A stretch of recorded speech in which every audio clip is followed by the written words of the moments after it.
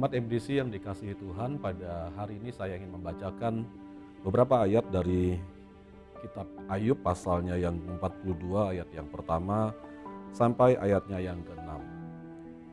Maka jawab Ayub kepada Tuhan, "Aku tahu bahwa Engkau sanggup melakukan segala sesuatu dan tidak ada rencanamu yang gagal.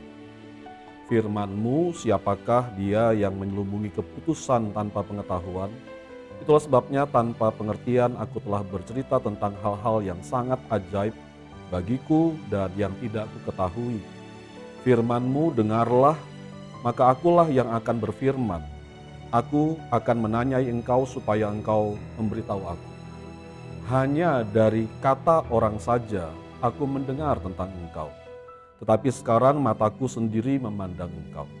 Oleh sebab itu aku mencabut perkataanku, dan dengan menyesal aku duduk dalam debu dan abu." Dalam keadaan yang sulit, kadang kita dalam kesendirian kita membuat monolog dengan diri sendiri. Kita bertanya, kemudian kita berpikir, dan kita berharap kita dapat menemukan jawaban untuk pertanyaan-pertanyaan kita.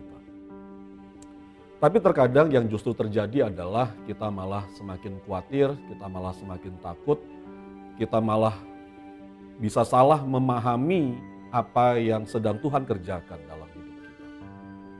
Dan itulah yang terjadi pada Ayub. Pada saat satu kali saya mendengar dan membaca kembali kitab Ayub, saya mendapati Ayub dalam kesendiriannya di tengah penderitaannya.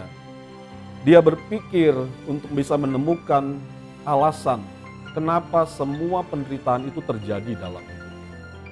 Dan dalam monolog dengan dirinya sendiri, Ayub beranggapan bahwa Allah telah berlaku tidak adil terhadap dirinya. Ayub merasa bahwa dirinya sudah cukup benar sehingga Allah seharusnya melakukan apa yang baik untuk dirinya. Tapi seharusnya yang kita lakukan di dalam keadaan yang sulit, yang kadang kita sendiri tidak bisa mengerti, mengetahui apa yang menjadi maksud, apa yang menjadi alasan kenapa itu terjadi, maka seharusnya yang kita lakukan adalah berdialog dengan Tuhan. Kita harus mengungkapkan isi hati kita kepada Allah, berbicara kepada Dia, sebab kita harus percaya bahwa Allah tetap adalah Allah yang mengasihi kita. Dia tetap adalah Allah yang selalu rindu untuk berbicara dengan kita. Dia adalah Allah yang punya rancangan yang dalam, yang tidak mungkin bisa kita selami dengan pikiran kita. Tapi saya percaya kalau Allah berkenan mewahyukannya, maka wahyu yang Dia bukakan kepada kita itu akan menjadi hikmat yang dalam yang bisa menenteramkan jiwa kita. Dan itulah yang tergambar dari apa yang kita baca dalam Ayub pasalnya yang ke-42 ayat yang pertama sampai ayat yang ke-6.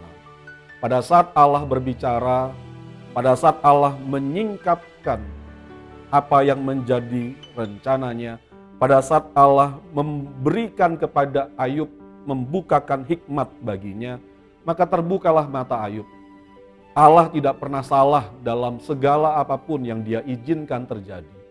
Karena Allah lebih mengetahui apa yang Dia rancangkan atas kita ciptaannya.